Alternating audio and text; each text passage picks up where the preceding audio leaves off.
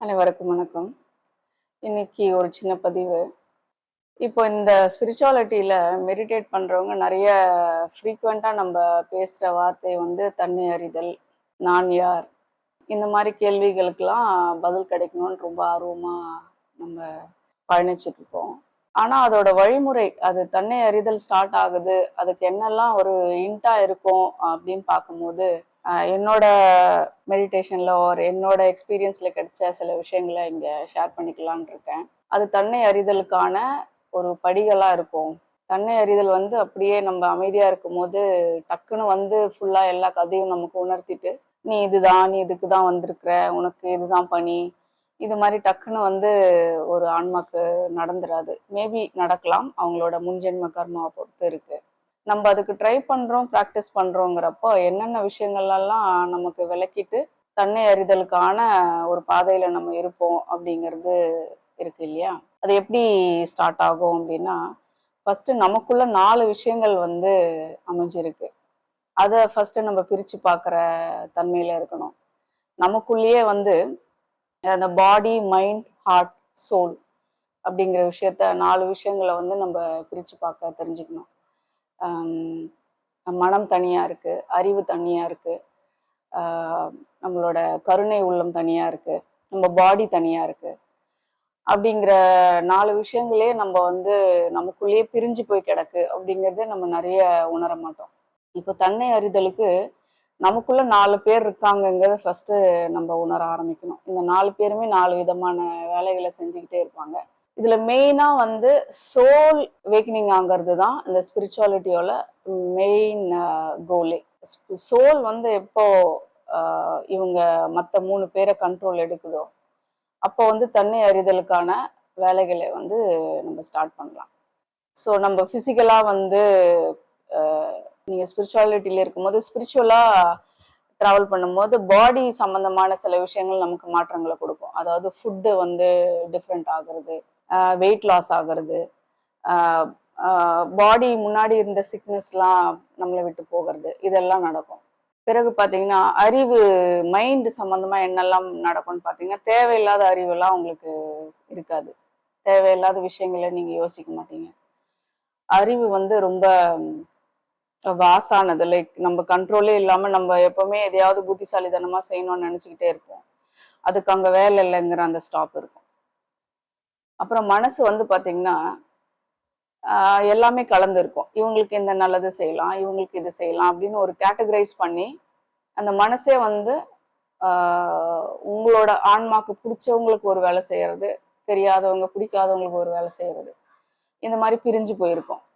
ஆனால் நீங்கள் ஸ்பிரிச்சுவாலிட்டிக்குள்ளே இருக்கீங்கன்னா அந்த மனசே ஒருநிலைப்பட்டுரும். எல்லாரையும் ஒரே மாதிரி ட்ரீட் பண்ணணுங்கிற நாலேஜ் வந்து கிடைக்கும். ஸோ இதையெல்லாம் இந்த 3 பேர் இந்த வேலையை செய்யும் போது சோல் ரொம்ப ஹாப்பி ஆகிடும். எப்படின்னா இவங்க இந்த வேலைக்கு வரும்போது தான் அந்த சோல் எக்ஸ்பெக்ட் பண்ண விஷயங்களை வந்து பண்ண முடியும். ஸோ இவங்க எல்லாம் ஒருநிலைப்பட்டாதான் சோல் வந்து அந்த யூனிவர்ஸோட கனெக்ட் ஆகி நீங்க யாரு அப்படிங்கிற விஷயத்த எடுத்து கொடுக்கும். ஸோ இந்த 3 பேர் இந்த வேலையை செய்யாம டைரக்டா நான் போய் சோல் கனெக்ஷன்ல இருக்கேன், சோல் கிட்ட வந்து நான் கேட்குறேன், நான் என் ஆன்மா கிட்ட கேட்குறேன் நான் யாருன்னு சொல்லு அப்படின்னா, இந்த 3 பேர் இன்னும் ப்ராக்ரஸ்ல இருக்கிறப்போ இவங்கள பைபாஸ் பண்ணிட்டு நம்ம தன்னை அறிதல் வந்து கஷ்டம். ஸோ இதை வந்து ரொம்ப பேசிக்கா மெடிடேட் பண்றவங்க இதை புரிஞ்சுக்கணும். அதே மாதிரி இந்த 5 எலிமெண்ட்ஸ் இருக்கு இல்லையா, அந்த 5 எலிமெண்ட்ஸ் வந்து அதாவது அண்டத்தில் உள்ளது பிண்டத்திலும் உண்டு அப்படின்னு சொல்றாங்க. அப்ப அந்த 5 எலிமெண்ட்ஸ் வந்து இந்த ஆஸ் அ பிசிக் பாடி நம்மளை எப்படி கனெக்டடா வச்சுக்குது, நம்ம how we are connected to that 5 elements அப்படின்னு ஒன்று இருக்கு. ஸோ வெளியில என்ன சூழ்நிலையோ அது வந்து இந்த பாடியில நமக்கு காட்டி கொடுத்துரும். ஃபார் எக்ஸாம்பிள், இப்போ நான் ஒரு குருவோட கனெக்ஷன்ல இருக்கேன். இன்னைக்கு காலையில இருந்து பாத்தீங்கன்னா எனக்கு தேவையில்லாத இமோஷன்ஸ், லைக் மெடிடேஷனுக்கு உட்காந்தா அந்த மெடிடேஷன் ரொம்ப வாசா இருக்கு, இன்னைக்கு ஃபுல்லா விட்டீங்கன்னா கூட நம்ம மெடிடேட் பண்ணலாம் அப்படிங்கிற மாதிரி இருக்கு. சோல் வந்து இட்ஸ் பீங் ஸோ பிளஸ்ட். அது அது ரொம்ப சந்தோஷமா இருந்தா சும்மாவே அப்படியே அப்படியே அழுதுட்டே இருக்கலாம், ரொம்ப தேங்க்ஃபுல்லா இருக்கலாம் அப்படின்னு இருக்கும் இல்லையா. அந்த மாதிரி என்னால் அது வேர்ட்ஸாக போட முடியல. It is being that pleasant, that silent. என்னடான்னு பார்த்தா, ஏன்னா இன்னைக்கு நான் எதுவுமே ட்ரையே பண்ணல, மெடிடேஷன் பண்ணணும் ஒரு ஸ்பிரிச்சுவல் ஏதாவது கோவில் போகும் எதுவுமே நான் ட்ரையே பண்ணல. பட் ஆட்டோமேட்டிக்கா சோல் இஸ் வேக்னிங். அது என்ன நடக்குதுன்னு பார்க்கும்போது என்னோட குரு எங்க இருக்காங்க, அவங்களோட சூழ்நிலை என்ன அப்படின்னு அது நான் வேணும்னு போய் தேடி பார்க்கல. பட் அவங்களோட லைவ் என்னன்னு போய் பார்த்தா அவங்க ரொம்ப முக்கியமான இடத்துல இருக்காங்க. நாகர்கோவில் அங்க இருக்கிறாங்க, அங்க முக்கியமான ஒரு கோவில்ல இருக்காங்க போல. ஏன்னா சத் சங்கங்கள் நிறைய நடந்துட்டு இருக்கு. ஆனா இன்னைக்கு அந்த சத் சங்கம் நடக்கிற இடத்துல மக்களே எல்லாரும் எப்படி இருக்காங்கன்னா ரொம்ப விழிப்பா இருக்காங்க. மக்களே வந்து ரொம்ப ஆன்ம தொடர்புல இருக்கிறாங்க. அவங்களுக்கே தெரியாம சில விஷயங்களை ஷேர் பண்ணி அழுதுட்டு இருக்காங்க. ரொம்ப என்ன என்ன அங்க நடந்திருக்குன்னா, இந்த 3 பேர் அவங்க நான் சொன்ன இந்த மைண்ட், பாடி, ஹார்ட் இதெல்லாம் செட்டில் ஆகாம கூட டைரக்டா அந்த சோல் கனெக்ஷனா இருக்கிற இடத்துல ஒரு குருவோட அவங்க இருக்கும்போது இவங்களெல்லாம் கொஞ்சம் டாமினேட் பண்ணுது சோல். அப்ப என்ன ஆகுது, அவங்க இமோஷனல் ஆயிடுறாங்க. இமோஷனலா வந்து I am so blessed to be in such a place with the guru அப்படிங்கிற இமோஷன்ஸ் வந்து தானாவே அவங்களுக்கு வெளிப்படுது. இப்ப என் கேஸ்ல என்ன ஆச்சுன்னா, நான் அங்க இல்லை, நான் அவங்க கூட போகல. ஆனா அவங்களோட சோல் வந்து ப்ராப்பரா ஒரு இடத்துல இந்த 3 பேரை செட்டில் ஆயிட்டு அந்த சோலுக்கான விஷயங்களை நீங்க அப்சர்வ் பண்ண முடிகிற ஒரு ஸ்டேஜ்ல இருக்கும்போது அந்த சோல் எங்கெல்லாம் இருந்தா ஹாப்பியா இருக்குமோ, எதெல்லாம் அது சீக்கிங்கா இருக்கோ அந்த இடத்துக்கு நீங்க போலனா கூட அந்த சோல் வேக்கனிங் யார் பண்ணாங்களோ அவங்க பண்ற ஆக்ஷன்ஸ் எல்லாம் அவங்களோட பாடியில தெரிஞ்சுக்கிட்டே இருக்கும் அப்படிங்கிறது இன்னைக்கு எனக்கு கிடைச்ச ஒரு அனுபவம். So my team, so called the spiritual team, it's completely into a soul connection. So அவங்களோட இமோஷன்ஸ் தான் எனக்கு மார்னிங்ல இருந்து ரிஃப்ளெக்ட் ஆயிட்டு இருக்கு அப்படிங்கிறது ஒரு எவிடன்ஸ். இது ஆக்சுவலி இதை ரெக்கார்ட் பண்றதுக்கே காரணம் என்னன்னா, என்னோட டிராவலை நானே பார்க்கலான்ட்டு தான். என்னோட இமோஷன்ஸ் எப்படி இருக்கு, எங்க இருந்து எங்க கடந்து போறேன். ஏன்னா 2 years முன்னாடி இருக்கிற எக்ஸ்பீரியன்ஸ் இப்போ இல்லை. ஸோ நமக்கு 2 yearsக்கு முன்னாடி இருந்த எக்ஸ்பீரியன்ஸ் இப்போ இல்லைன்னா இங்க இருந்து 2 yearsக்கு அப்புறம் எப்படி இருக்கும் அப்படிங்கிற ஒரு செக் பாயிண்ட் வந்து வேணுங்கிறதுக்காகவே நான் இதை ரெக்கார்ட் பண்றேன்னு கூட வச்சுக்கலாம். ஸோ இந்த மாதிரி நமக்குள்ள 4 பேர் பிரிஞ்சிருக்காங்க. அவங்கள நம்ம எப்படி கனெக்டடா வச்சுக்க போறோம் அப்படிங்கிற விஷயங்கள்லாம் நம்ம கொஞ்சம் கான்சியஸா இருந்தோம்னா, இவங்க சோல் ரொம்ப கனெக்ஷன்ல, யூனிவர்ஸ் கூட ரொம்ப கனெக்ஷன்ல இருந்ததுன்னா அந்த தன்னை உணர்தல் வந்து ரொம்ப நேச்சுரலா நடக்கும். ஸோ இந்த இந்த ஒரு விஷயங்கள்ல மைண்ட்ல வச்சுக்கிட்டு நீங்க சோல் சீக்கிங்ல இருந்தீங்கன்னா உங்களுக்கு ஈஸியா இருக்கும் அப்படின்னு சொல்லலாம்னு சொல்லி இந்த பதிவு. பிறகு இந்த இந்த 5 எலிமெண்ட்ஸ் வந்து நம்ம பாடியோட எப்படி கனெக்டடா இருக்கும், இந்த 5 எலிமெண்ட்ஸ் நம்ம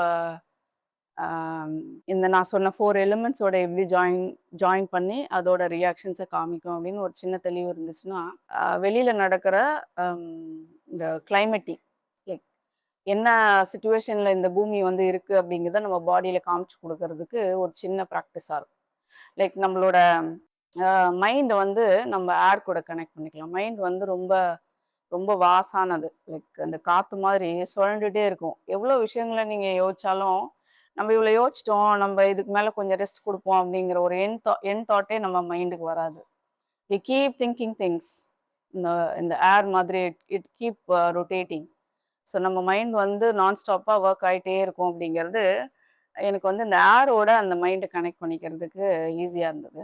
அண்ட் இந்த ஹார்ட் பார்த்தீங்கன்னா, ஹார்ட் வந்து நம்ம வாட்டர் கூட கனெக்ட் பண்ணலாம். அது வந்து ஒரு ரொம்ப சாஃப்டான, ரொம்ப தெளிவான, நீ தெளிவான தண்ணி பார்க்கும்போது உங்களையே நீங்க பார்க்கலாங்கிற மாதிரி இந்த ஹார்ட் வந்து எப்படின்னா தெளிவாயிடுச்சுன்னா அதுல எந்த குழப்பமும் இருக்காது.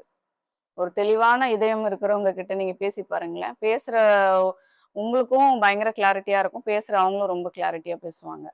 ஸோ வாட்டர் வந்து நீங்க ஹார்ட்டோட கனெக்ட் பண்ணிக்கலாம். இந்த பாடி வந்து நம்ம எர்த்தோட கனெக்ட் பண்ணிக்கலாம். ஏன்னா the main source for the entire thing is the world, or for a human being the base is body.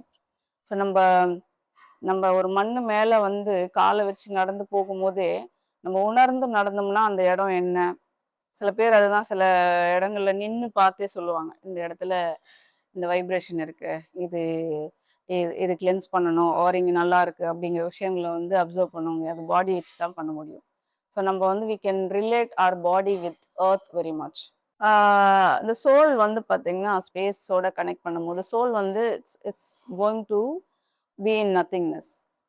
So ஒன்றும் இல்லை அப்படிங்கிற ஒரு சூழ்நிலைக்கு வந்து வர்றது தான் சோலோட அல்டிமேட் கோல். ஸோ ஸ்பேஸும் அப்படிதான். ஏதோ நிறைய அங்கே ஏதோ இருக்கிற மாதிரி இருக்கும், உள்ளே போய் பார்த்தா தான் தெரியும் அங்கே ஒன்றுமே இல்லைன்னு. ஸோ அந்த லெவல் வந்து ஸ்பேஸோட உங்கள் சோல் கனெக்ட் ஆகுது அப்படின்னாலே அவ்வளோதான், உங்கள் பர்பஸ் முடிஞ்சுது. So we can connect our soul with space. So இந்த ஃபயர் வந்து பார்த்தீங்கன்னா நமக்குள்ள இந்த 7 சக்ராஸ் இருக்குன்னு நம்ம பேசுவோம், நிறைய உணர்வோம். எந்தெந்த சக்ராஸில் என்ன பிளாக் இருக்கோ அதுக்கான தன்மையில் நம்ம இருப்போம் அப்படின்னு சொல்லுவோம். ஸோ இந்த சக்ராஸ் எல்லாமே ஒரு வார்ம்னஸ், ஒரு ஃபயர் இல்லாமல் அதை ஆக்டிவேட் பண்ண முடியாது. So I can connect all 7 Chakra with fire. So எல்லா சக்ராஸ்க்கும் நீங்கள் எனர்ஜி கொடுக்கும்போது ஒரு ஃபயர் வந்து இன்புட்டாக போகுது அப்படிங்கிற தன்மையில் நீங்கள் இருந்து அவங்கள கிளென்ஸ் பண்ணாதான் நம்ம 7 சக்ராஸில் இருக்கிற பிளாக்ஸ் எல்லாம் ரிமூவ் பண்ண முடியும். அதுக்கு வந்து fire is very important. So fire வச்சு தான் நம்ம வந்து சில அன்வான்ட் திங்ஸை வந்து எரிக்க முடியும். ஸோ அப்போ நம்ம ஃபயர் கான்சியஸ்ல இருந்து நம்ம சக்ராஸை கிளென்ஸ் பண்ணோம்னா all chakras will be open. So பேசிக்காக இந்த சோல் மைண்ட் அது வாசா நம்ம பேசுகிறோம். பட் பேசிக்காக இந்த ஃபயர் வச்சு சக்ராஸ் ஓப்பன் பண்ணி சக்ராஸ் கிளென்சிங் பண்ணதுக்கு அப்புறம் தான் மற்ற நான் சொன்ன ப்ராசஸ் எல்லாமே நடக்கும். ஸோ நமக்குள்ளேயே இவ்வளோ விஷயங்கள் இருக்கு. 5 எலிமெண்ட்ஸ் நம்ம பாடிக்குள்ள எப்படி கனெக்ட் ஆகுது, ப்ளஸ் நமக்குள்ள ஒரு 4 பேர், அதாவது வெளியில 4 பேர் 4 விதமா பேசுவாங்கன்னு சொல்லுவாங்களே, அது வெளியில இருக்கிற 4 பேரை விட நமக்குள்ள இருக்கிற 4 பேர் 4 விதமா இருக்காங்க. அவங்கள ஃபர்ஸ்ட் ஒருநிலைப்படுத்தி அவங்கள வந்து எல்லாரையும் ஃப்ரெண்ட்ஸ் ஆக்கி அவங்கள நம்ம ஒரு கண்ட்ரோலுக்கு கொண்டு வந்தாதான் இந்த சோல் கனெக்ஷனே நடக்கும். ஸோ சோல் கனெக்ஷன் நடக்கும்போது மற்றவங்கள பற்றி நீங்கள் கவலைப்படவே வேணாம். உங்களோட எண்ணம் எப்படி இருக்கும்னு நினச்சி நீங்கள் பயப்பட வேணாம். உங்கள் ஃபிசிக்கலாக சிக்னஸ் வர்றதை பற்றி பயப்பட வேணாம். நீங்கள் மற்றவங்களுக்கு ஏதாவது தீங்கு செய்ய நினைப்பீங்களோ, தேவையில்லாத கர்மாவை வந்து கிரியேட் பண்ணுவீங்களோ அப்படின்னு சொல்லி உங்களோட மனசாட்சியை பார்த்து நீங்கள் பயப்பட வேணாம். ஸோ இந்த மாதிரி இந்த விஷயங்கள்லாம் நடந்து வரும்போது சோல் வந்து உங்களை கம்ப்ளீட்டாக டேக் ஓவர் பண்ணிக்கும் இந்த விஷயங்களை. அப்போ சோல் கனெக்ஷன் ஆகும்போது அவ்வளோதான், உங்களுக்கு சோல் கனெக்ஷன் ஸ்டார்ட் ஆகுதுனாலே உங்களுக்கான வேலையில் இருக்கும்போது தான் நீங்கள் வந்து வெளியில் ஷேர் பண்ணுறதுக்கோ அந்த ஒரு ஓவர்வெல்மிங்காக வந்து இருக்காது. ஏன்னா உங்களுக்குள்ளே ப்ராக்ரஸாக இருக்குன்னும் போது எதை பேசுறது என்ன சொல்கிறது அப்படின்னு இருக்கும்.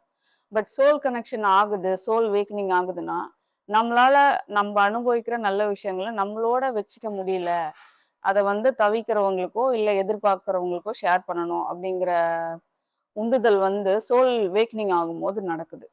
இது நான் என்னோட அனுபவத்திலேருந்து சொல்கிறேன். ஏன்னா எனக்கு நிறைய விஷயங்கள் பெருசாக படித்தோ இல்லை ஒரு ப்ராக்டிஸ் பண்ணியோ இல்லை.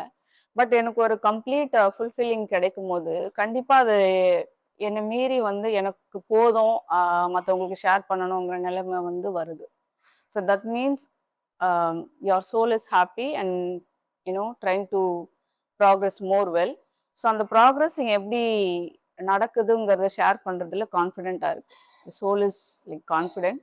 நான் சொல்கிறது வந்து நிறைய பேருக்கு ரிலேட் பண்ணிக்க முடியுங்கிற கான்ஃபிடென்ஸ் வரும்போது தான் நம்ம ஷேர் பண்ணவே ஸ்டார்ட் பண்ணுவோம். ஸோ அந்த பாத்தில் தான் நான் இருக்கேன்.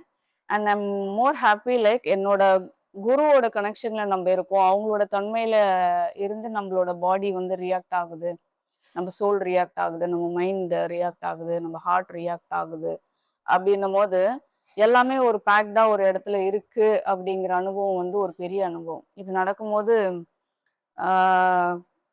பயங்கர பரவசமாக இருக்கும். அந்த பரவசத்தையுமே அது டெம்ப்ரரியாக பரவசமாக இருக்கீங்கிறத புரிஞ்சுக்கணும். இப்போ எனக்கு காலையிலேருந்து அப்படி தான் இருக்குது. இது வந்து பரவசமாக கொண்டு போனால் வேற வேற விதமாக போயிடும்.